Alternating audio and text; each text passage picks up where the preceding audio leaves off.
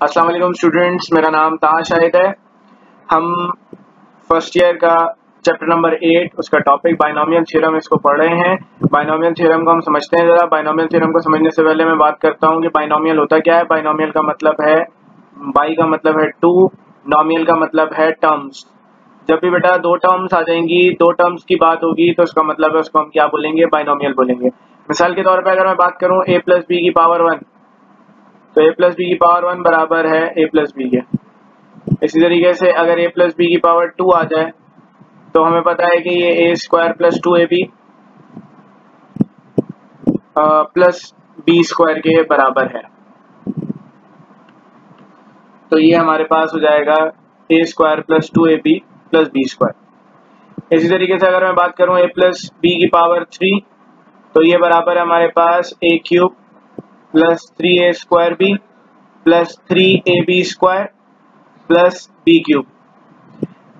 अब बेटा a plus B की पावर 1 आ जाए, 2 आ जाए, 3 आ जाए तो हमें पता है कि रिजल्ट किसके बराबर है। इसी तरीके से अगर a प्लस बी की पावर 9 आ जाए, a प्लस बी की पावर 15 आ जाए, 20 आ जाए तो हम डायरेक्ट नहीं बता सकते कि उसका रिजल्ट किसके बराबर है। तो इन तमाम रिजल्ट्स को, मतलब a प्लस बी की पावर 9, 12, 15, इन तमाम रिजल्ट्स को कैलकुलेट करने के लिए एक फॉर्मूला बनाया गया और इस फॉर्मूले को कहते हैं binomial theorem. a plus B की पावर n, ये फॉर्मूला कहता है कि a प्लस बी की पावर n बराबर है nc0 a की पावर n b की पावर 0 प्लस nc1 a की पावर n माइनस 1 b की पावर 1 nc2 a की पावर n माइनस 2 b की पावर 2 और ये वैल्यू जा रही है कहाँ तक, ncn a की पावर 0 b की पावर n। अब बेटा इस फॉर्मूले की पहली शर्त तो ये है कि n जो है वो क्या होना चाहिए, n हमेशा पॉजिटिव इंटीजर होना चाहिए। n पॉजिटिव इंटीजर होगा तभी ये फॉर्मूला अप्लाई होगा, वरना ये फॉर्मूला अप्लाई नहीं होगा। पहली शर्त तो ये हो गई। बाकी चीजें हम इसकी समझते हैं इस फॉर्मूले के हवाले से। सबसे पहली बात, इस फॉर्मूले के अंदर आपको दिख रहा है nc0, nc1, nc2, nc3 और ये कहां तक जा रहा है, ncn तक। इसी को हम इस तरीके से भी लिख सकते हैं nc0, nc1, nc2 और ये वैल्यू जा रही है ncn तक। अगर ऊपर वाली फॉर्म में लिख रहा हूं तो इस फॉर्म को कहते हैं हम बाइनोमियल सीरीज। सीरीज क्यों कहते हैं बेटा, जब भी प्लस की साइन आ जाए, जब भी कोफिशिएंट्स ऐड हो जाएं, जब भी टर्म्स ऐड हो जाएं तो उसको हम क्या कहते हैं, हमेशा सीरीज कहते हैं। अगर मैं प्लस की साइन ना लगाऊं, खाली मैं इनकी बात करूं तो nc0, nc1, nc2, ncn ये सारे के सारे क्या कहलाते हैं, ये बाइनोमियल कोफिशिएंट्स कहलाते हैं। तो हम इन सबको बाइनोमियल कोफिशिएंट्स कहते हैं। दूसरी बात, a को अगर आप देखें तो a की पावर n दिख रही है आपको, फिर a की पावर n माइनस 1, फिर आपको a की पावर n माइनस 2, फिर उसके बाद आपको ये वैल्यू आगे जाती जा रही है, कहां तक जा रही है, a की पावर 0 तक। मतलब अगर आप a की पावर की बात करें तो a की जो पावर है वो n से स्टार्ट हो रही है, 0 तक जा रही है। b की पावर 0, b की पावर 1, b की पावर 2 और ये कहां तक जा रही है, b की पावर n तक। मतलब अगर हम b की पावर की बात करें तो b की जो पावर है वो 0 से लेके n तक जा रही है। एक बात तो ये हो गई। एक और बात हमें समझनी है कि यहाँ पे अगर हम बाइनोमियल एक्सपेंशन की बात करें तो बाइनोमियल एक्सपेंशन के अंदर नंबर ऑफ टर्म्स कितनी होंगी, मतलब एक्सपेंशन के अंदर कितनी टर्म्स मौजूद होंगी। जरा इस बात को समझते हैं। पावर n है, कितनी टर्म्स है, 2 टर्म्स है। पावर 2 है, कितनी टर्म्स है, 3 टर्म्स है। पावर 3 है, कितनी टर्म्स है, 4 टर्म्स है। तो बेटा power 1 2 terms, power 2 3 terms, power 3 4 terms. मतलब बेटा इसका एक जनरल फॉर्मूला बन जाएगा, नंबर ऑफ टर्म्स बराबर होती है n+1 के। क्योंकि आपके सामने a 1 पावर है तो 2 टर्म्स है, 2 पावर है तो 3 टर्म्स है, 3 पावर है तो 4 टर्म्स है। मतलब एक ज्यादा टर्म होगी हमेशा। एक और चीज समझानी है आपको, क्या भाई, अगर आप इस फॉर्मूले को देखें, अगर मैं यहां से आऊं तो मुझे जो पहला नंबर है वो 1 दिख रहा है। अगर मैं एंड से आऊं तो जो पहला नंबर है, मतलब जो पहला कोफिशिएंट है वो 1 दिख रहा है। बेटा ये और ये दोनों के दोनों क्या है, सेम है। इसी तरीके से मैं आगे से आऊं तो जो दूसरा कोफिशिएंट है वो 3 है। अगर मैं पीछे से आऊं मतलब एंड से आऊं तो जो दूसरा कोफिशिएंट है 3 है, वो दोनों के दोनों क्या है, बराबर है। तो बेटा इक्वल पोजीशन पर जो कोफिशिएंट्स मौजूद हैं वो हमेशा इक्वल होंगे। अगर हम बिगिनिंग की बात करें, अगर हम एंड की बात करें, तो जो कोफिशिएंट्स मतलब जो टर्म सेम पोजीशन पर मौजूद है उनके कोफिशिएंट्स हमेशा हमेशा इक्वल होंगे।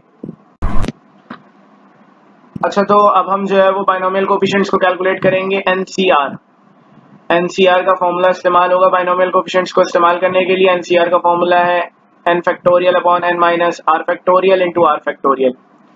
अब हम करेंगे क्या भाई, हमारे पास जो पहला कोफिशिएंट है वो nc0 है, मतलब ये हो जाएगा n factorial divided by n minus r की जगह बेटा 0 लिखा हुआ है तो ये हो जाएगा n माइनस 0 फैक्टोरियल, ये हो जाएगा n factorial divided by n factorial. अच्छा, एक चीज मैंने नहीं लिखी, साथ में r फैक्टोरियल भी आएगा, मतलब साथ में 0 फैक्टोरियल आ जाएगा। 0 फैक्टोरियल 1 के बराबर होता है, इनको कैंसिल कर देंगे तो हमारे पास रिजल्ट आ जाएगा 1।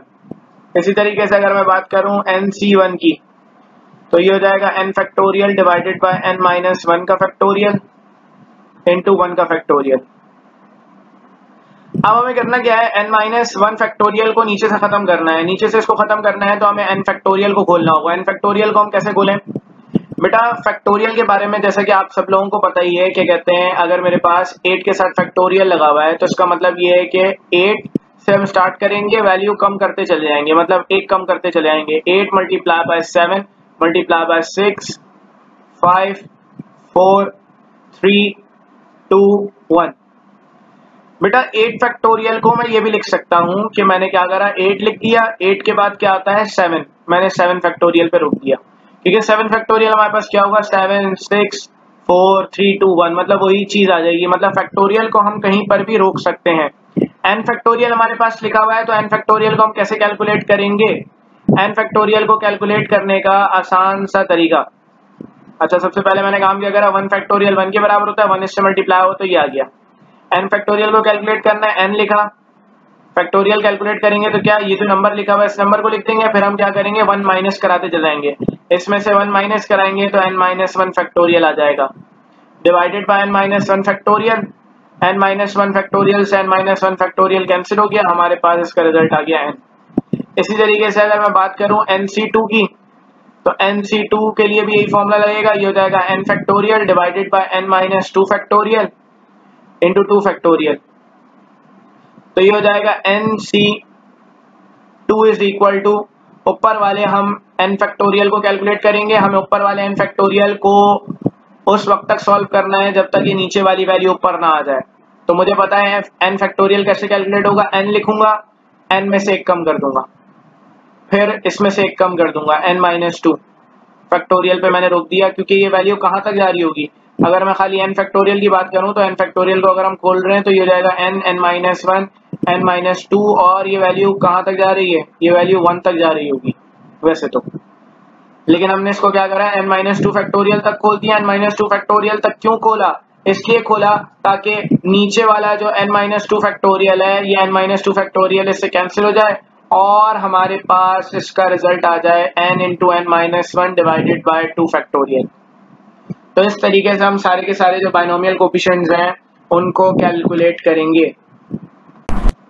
तो बाइनोमियल कोफिशिएंट्स कैलकुलेट करने के बाद अब क्या हुआ भाई, जो बाइनोमियल थ्योरम था वो चेंज हो गया। मैं पहले वही ना बाइनोमियल थ्योरम लिख रहा हूं जो हमने वहां पे लिखा था, nc0 a की पावर n b की पावर 0, nc1 a की पावर n माइनस 1 b की पावर 1, nc2 a की पावर n माइनस 2 b की पावर 2, और ये वैल्यू कहां तक जा रही है, ncn a की पावर 0 b की पावर n। अब ये हो जाएगा हमारे पास nc0, हमें पता था कि nc0 किसके बराबर है बेटा, nc0 की जगह पर हमारे पास क्या आ जाएगा 1 आ जाएगा। तो हमारे पास ये जो फॉर्मूला है ये इस तरीके से बन जाएगा। इसी तरीके से मैं सारी वैल्यूज यहाँ पे लिख रहा हूँ।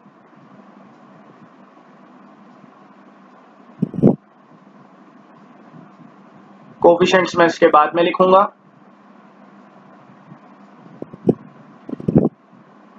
तो अगर मैं बात करूं NC1 की, तो NC1 हमने कैलकुलेट करा कि ये n के बराबर है। NC2 की बात करूं तो हमें पता है NC2 बराबर n into n minus 1 divided by 2 factorial. और अगर NCN की बात करूं तो NCN जो है वो 1 के बराबर है। तो हमारे पास ये एक और फॉर्मूला बन गया। इस फॉर्मूले का हम इस्तेमाल कर सकते हैं जब हमें विदाउट कैलकुलेटर सवाल को सॉल्व करना हो। एक और तरीका हम बताते हैं कि हम किस तरीके से बाइनोमियल कोफिशिएंट्स को कैलकुलेट कर सकते हैं। एक तरीका तो ये NC0, NC1, NC2, NC3, NC4, NCN, ये तरीका है। दूसरा तरीका मैं आपको बताने जा रहा हूं जिससे आप बाइनोमियल कोफिशिएंट्स को बहुत आसानी से कैलकुलेट कर सकते हैं, पास्कल्स ट्रायंगल। पास्कल्स ट्रायंगल जो है वो बहुत आसानी से बाइनोमियल कोफिशिएंट्स को कैलकुलेट करता है। देखें भाई कैसे। पास्कल्स ट्रायंगल कहता है भाई 1 लिखा आपने, 1 लिखने के बाद 2 दफा आपने 1 को लिख दिया, फिर उसके बाद आपने क्या करा, ये जो 1 आपने 2 दफा लिखा है इनको थोड़ा सा स्पेस देके लिख दिया। ये जो 2 1 लिख रहे हैं, एक 1 ये रहा, एक 1 ये रहा, इन दोनों को आपस में ऐड करा देंगे, जो रिजल्ट आएगा वो बीच में लिख देंगे। इसी तरीके से ये 1 और ये 1, ये 1 और ये 1 थोड़ा सा स्पेस देके लिखेंगे हम यहाँ पे। अब हुआ क्या, इन दोनों को हम आपस में ऐड करा देंगे, जो रिजल्ट आएगा वो यहाँ लिख दिया जाएगा। तो दोनों को ऐड कराने पर रिजल्ट आ गया 3। इन दोनों को हम ऐड करा देंगे, जो रिजल्ट आएगा वो लिख दिया जाएगा। इसी तरीके से 1 और ये 1 आ जाएगा, ये दोनों आपस में ऐड जाएंगे तो 4, ये दोनों आपस में ऐड जाएंगे तो 6 और ये दोनों आपस में ऐड जाएंगे तो 4। ये बाइनोमियल कोफिशिएंट्स आ रहे हैं हमारे पास। ये जो पहला कोफिशिएंट है ये पावर 0 के लिए, ये कोफिशिएंट है पावर 1 के लिए, ये कोफिशिएंट्स है पावर 2 के लिए, ये कोफिशिएंट्स है पावर 3 के लिए, ये कोफिशिएंट्स है पावर 4 के लिए। तो बच्चों जैसा कि हम पहले भी डिस्कस कर चुके हैं और हमें ये बात पहले से ही पता है कि a प्लस बी के होल स्क्वायर का फॉर्मूला है a square plus 2ab plus B square. तो ये आपके सामने 1 to 1, 1 to 1। इसके अगर आप कोफिशिएंट्स देखें जरा, तो यहाँ पे भी कोफिशिएंट्स क्या है, 1 2 1। तो वही कोफिशिएंट्स आपको देख रहे हैं, जब पावर 2 होगी तो कोफिशिएंट्स आएंगे 1 to 1। इसी तरीके से अगर मैं बात करूं a प्लस बी की पावर 4, पावर 4 का फॉर्मूला चाहिए तो हम ये कोफिशिएंट्स लिख देंगे। सबसे पहले क्या कोफिशिएंट लिख देंगे, 1 4 6 4 1। सही है, क्योंकि बीच में प्लस की साइन है तो यहाँ पे सबके साथ प्लस की साइन आएगी।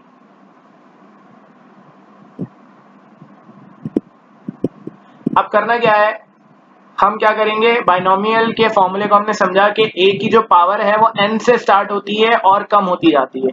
अभी n क्या है, 4, तो हम स्टार्ट करेंगे a की पावर 4 से, a की पावर 4, फिर एक कम कर देंगे a क्यूब, फिर एक कम कर देंगे a स्क्वायर, फिर एक कम कर देंगे a की पावर 1, फिर एक कम कर देंगे a की पावर 0। इसी तरीके से b की पावर 0 से स्टार्ट होती है, तो पहले में हो गई b की पावर 0, फिर एक बढ़ गई b की पावर 1, फिर एक बढ़ गई b की पावर 2, फिर एक बढ़ गई b की पावर 3 और फिर एक बढ़ गई b की पावर 4। मतलब आपके पास a प्लस बी के होल पावर 4 का जो फॉर्मूला है वो आ गया 1। बेटा क्या कहते हैं, b की पावर 0, किसी भी वेरिएबल की पावर 0 आ जाए तो 1 के बराबर होता है, तो ये 1 हो जाएगा, ये सब इससे मल्टीप्लाई हो जाएंगे, हमारे पास आ जाएगा a की power 4 plus 4 a cube b plus 6 a square b square plus 4 A B cube plus B की पावर 4। तो हमारे पास ये फॉर्मूला ड्राइव हो जाएगा। अच्छा तो भाई अब हम बात कर रहे हैं जनरल टर्म की, कि जनरल टर्म का फॉर्मूला क्या होता है भाई, T R plus 1 is equal to N C R, A की power N minus R B की पावर आर। जब भी हमें एक्सपेंशन के अंदर कोई एक टर्म निकालनी होगी, हमसे कहा जाएगा कि भाई 7वीं टर्म निकालो, 5th टर्म निकालो, 4th टर्म निकालो, तो हम इस फॉर्मूले का इस्तेमाल करेंगे। इसी फॉर्मूले को हम एक और तरीके से लिख सकते हैं, एन सी आर को हम लिख सकते हैं N factorial divided by N minus R factorial into R factorial, और साथ में आ जाएगा ए की power N minus R B की पावर आर। इस फॉर्मूले के अंदर एक चीज का खास ख्याल रखना है भाई, R is 1 less than the required term. मतलब जो भी रिक्वायर्ड टर्म है हमेशा r उससे एक कम होगा, मतलब आपसे फिफ्थ टर्म निकालने को कह रहे हैं तो r जो है आपके पास क्या होगा 4, सिक्स्थ टर्म निकालने को कह रहे हैं तो r आपके पास क्या होगा फिफ्थ, मतलब 5। अब बात हो रही है बेटा मिडिल टर्म्स की, कि मिडिल टर्म्स कैसे निकलेंगी, मतलब एक एक्सपेंशन के अंदर बीच वाली टर्म जो है वो कैसे निकलेगी। इसके अंदर दो केसेस हैं। केस नंबर 1 की अगर मैं बात करूं, केस नंबर 1 कह रहा है जब n हो इवन, n जब इवन हो तो r हम निकालेंगे n/2 से। बेटा देखो मिडिल टर्म अगर निकालनी होगी तो हमें r निकालना होगा, r हमें पता चल जाएगा तो हम आसानी से मिडिल टर्म निकाल सकते हैं, क्योंकि इस फॉर्मूले के अंदर हम r की वैल्यू रखेंगे, n रखेंगे, a रखेंगे, b रखेंगे, तो हमारे पास इसका रिजल्ट आ जाएगा। इसी तरीके से केस 2 हमसे क्या कह रहा है कि जब n क्या हो जाए ऑड हो जाए, जब भी n ऑड होगा तो हमारे पास दो मिडिल टर्म्स होंगी और दोनों मिडिल टर्म्स का जो r है वो हमारे पास इस फॉर्मूले से निकलेगा, एक निकलेगा n-1/2 और एक निकलेगा n+1/2 से। अच्छा तो अब बात हो रही है कि जब पावर नेगेटिव इंटीजर हो, जब फ्रैक्शन में हो तो हमें क्या करना है, तो बेटा फॉर्मूला जो है वो चेंज हो जाता है, एक्सपेंशन का फॉर्मूला इस्तेमाल होता है 1 + x की पावर n। ये फॉर्मूला कहता है कि ये बराबर है 1 + nx + n × n-1 divided by 2 factorial x² n × n-1 × n-2 divided by 3 factorial x³ और ये फॉर्मूला जाता जा रहा है, कहीं पर भी एंड नहीं होगा, मतलब इसके अंदर जो है वो इनफाइनाइट टर्म्स हैं, तो ये इनफाइनाइट टर्म्स तक जा रहा है, मतलब ये इन्फिनिटी तक जा रहा है। अब बेटा अगर इस फॉर्मूले की बात करें तो इस फॉर्मूले की सबसे पहली बात जो कि आपको लाजमी याद रखनी है, एमसीक्यू के अंदर पूछते हैं, number of terms. Number of terms कितनी होंगी, तो नंबर ऑफ टर्म्स जो है ना वो हमारे पास इसके अंदर कितनी होंगी भाई, इनफाइनाइट होंगी, क्योंकि जब भी पावर नेगेटिव हो, मतलब -1, -2, -3 या फिर फ्रैक्शन में हो तो बेटा एक्सपेंशन के अंदर इनफाइनाइट टर्म्स होती हैं। मिसाल के तौर पे आपके पास ये एक दे सकते हैं कि 1 + x की पावर 3/2। अब आपसे पूछ लें कि नंबर ऑफ टर्म्स बताओ इसकी, तो हम इसमें कह सकते हैं कि भाई नंबर ऑफ टर्म्स जो है वो क्या है, इनफाइनाइट है। सही है। अच्छा बेटा इस फॉर्मूले की शर्त ये है कि जो पहली टर्म है वो 1 होनी चाहिए, पहली टर्म हमेशा 1 होगी, सही है, और x मॉड ऑफ x हमेशा जो है वो क्या होगा, <1 होगा। अच्छा इसके अंदर जो जनरल टर्म का फॉर्मूला है वो भी चेंज हो जाता है, क्योंकि पावर नेगेटिव बन रही है, तो जो जनरल टर्म है उसका फॉर्मूला हमारे पास होता है TR+1 = n × n-1 × n-2 और ये वैल्यू आ जा रही है n-r+1 divided by r factorial और इसके प्रोडक्ट में आ जाएगा साथ में x की पावर r। इस फॉर्मूले के लिए भी शर्त ये है कि r is 1 less than the required term।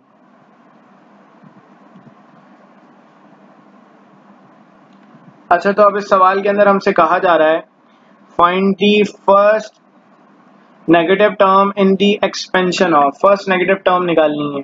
बेटा टर्म निकालने के लिए हमें r चाहिए होता है, r हम कैसे निकालें भाई, हम पहले टर्म का फॉर्मूला इस्तेमाल करेंगे, TR+1 = n × n-1 × n-2 और ये वैल्यू जा रही है n-r+1 divided by r factorial × x की पावर r। ये फॉर्मूला यहाँ पे इस्तेमाल किया जाएगा। बेटा एक चीज याद रख लें, फॉर फर्स्ट नेगेटिव टर्म हमेशा r कैसे निकलेगा, बेटा देखो टर्म नेगेटिव कैसे होगी, जब इसका कोई एक फैक्टर नेगेटिव होगा, मतलब n, n-1, n-2 या फिर ये फैक्टर, कोई भी एक फैक्टर नेगेटिव होगा तो टर्म नेगेटिव बनेगी। तो हम करते क्या है कि जो आखिरी फैक्टर है, ये आखिरी फैक्टर है, हम आखिरी फैक्टर को कंसीडर कर लेते हैं नेगेटिव। बेटा जब भी कोई वैल्यू नेगेटिव होती है तो वो क्या होती है, 0 से छोटी होती है, तो हम इस वैल्यू को हमेशा कंसीडर करेंगे लेस देन 0। जब भी फर्स्ट नेगेटिव टर्म निकालने की बात होगी तो हम क्या करेंगे, n-r+1 को लेस देन 0 रखेंगे। n की जगह हमारे पास क्या आ जाएगा, 3/2 माइनस r+1 लेस देन 0, ये हो गया 1.5, 3/2 1.5 हो जाएगा। बेटा r यहाँ पे नेगेटिव है, उसको उधर ले जाएंगे ताकि वो पॉजिटिव हो जाए, 1.5 और 1 ऐड हो जाएगा तो 2.5 इज लेस देन r। कह रहे हैं r जो है वो 2.5 से बड़ा होगा, तो 2.5 से बड़ी वैल्यूज कौन कौन सी है, तो 2.5 से बड़ी वैल्यूज क्या है पॉजिटिव इंटीजर्स में, 3, 4, 5, 6, 7 इनफाइनाइट वैल्यूज हैं। तो फर्स्ट नेगेटिव टर्म के लिए हम क्या करेंगे, 2.5 से बड़ी जो पहली वैल्यू है उसको हमेशा कंसीडर करेंगे, मतलब हम r को कंसीडर करेंगे 3 के बराबर। बेटा r की जो वैल्यू आएगी उतने ही फैक्टर्स ऊपर आएंगे, मतलब r आपके पास 3 आया तो बस ये 3 फैक्टर्स लिखे जाएंगे। r अगर 4 आ गया तो फैक्टर्स क्या होंगे, n into n-1 into n-2 into n-3 n-4, सही है। r जो है अगर 3 से बढ़ जाएगा तो हमारे पास क्या होगा, n into n-1 n-2 n-3 n-4, इसी तरीके से हम आगे चलेंगे। r की जो वैल्यू होगी उतने फैक्टर्स यहाँ लिखे जाएंगे, तो लिखेंगे tr+1, n की जगह आएगा बेटा 3/2, 3/2 minus 1, 3/2 minus 2 divided by 3 factorial into, बेटा x की जगह क्या आएगा, जो वैल्यू यहाँ लिखी हुई है वो x की जगह आएगी, चाहे यहाँ पे 2x लिखा हो, 3x लिखा हो, 4x लिखा हो, 5x लिखा हो, वो x की जगह रखी जाएगी। तो अभी तो x की जगह x आएगा और r की जगह हमारे पास 3 आ गया, तो हमारे पास जो t4 है वो आ जाएगा 3/2, ये हो जाएगा हमारे पास, इसका एलसीएम ले लेंगे, एलसीएम लेने पे हमारे पास आ जाएगा ये 1/2 और ये आ जाएगा माइनस का 1/2। 3 फैक्टोरियल क्या होगा, 3, 2, 1, तो बेटा 3 से 3 कैंसिल हो जाएगा, ये हो जाएगा x की पावर 3, ये नीचे वाले 2 आपस में मल्टीप्लाई होगा, 2 to the 4, 4 to the 8 और 8 to the 16 माइनस का, ये हमारे पास इसका आंसर आ जाएगा। अच्छा, इसी तरीके से आपकी किताब के अंदर जो है वो कुछ फॉर्मूले लिखे हुए हैं नेगेटिव पावर के लिए, ये 4 फॉर्मूले आपको याद रखने हैं। 1 माइनस एक्स की पावर -1, जब बेटा पावर भी नेगेटिव है, एक्स भी नेगेटिव है, मतलब आपके पास ये दोनों नेगेटिव हैं, तो हमारे पास जो तमाम वैल्यूज़ हैं वो तमाम की तमाम वैल्यूज़ पॉजिटिव आएंगी। क्या आएगा, 1 + x² + x³ और ये वैल्यू कहाँ तक जाएगी, इन्फिनिटी तक। 1 + x की पावर -1 है अगर, तो पावर नेगेटिव है, ये पॉजिटिव है, तो अब alternate sign, positive negative, positive negative, तो ऑल्टरनेट साइन चलेगी। इसी तरीके से 1 - x की पावर अगर -2 आ जाए आपके पास, तो ये हो जाएगा 1 + 2x + 3x² + 4x³ और ये वैल्यू भी इन्फिनिटी तक जाएगी। इसी तरीके से 1 + x की पावर -2 आ जाए तो हमारे पास ये हो जाएगा 1 - 2x + 3x² - 4x³ और ये वैल्यू भी इन्फिनिटी तक जाएगी। आपके सामने ये ऑल्टरनेट साइन चल रही है, positive negative, positive negative, positive. यहाँ पे क्योंकि दोनों जगह पॉजिटिव साइन, मतलब दोनों जगह सेम साइन थी, यहाँ पे भी नेगेटिव, यहाँ पे भी नेगेटिव था, तो इसलिए सब पॉजिटिव आ गए। यहाँ पर आ जाए, पावर नेगेटिव है, ये पॉजिटिव है, तो क्या वो ऑल्टरनेट साइन चल गई, यहाँ पे तमाम वैल्यूज पॉजिटिव आ गई। अच्छा, तो अब बात हो रही है बाइनोमियल अप्रोक्सीमेशन की। बाइनोमियल अप्रोक्सीमेशन का मतलब क्या है बेटा, जब भी x क्या हो जाए, वेरी स्मॉल हो जाए, मतलब मिसाल के तौर पे x की वैल्यू हो जाए 0.01, तो होगा क्या बेटा, अब हमारे पास 0.01 का जो स्क्वायर है, हमारे पास जो वैल्यू आएगी वो वैल्यू और छोटी हो जाएगी। इसी तरीके से अगर हम 0.01 का क्यूब कर दें तो वैल्यू हमारे पास और छोटी आ जाएगी।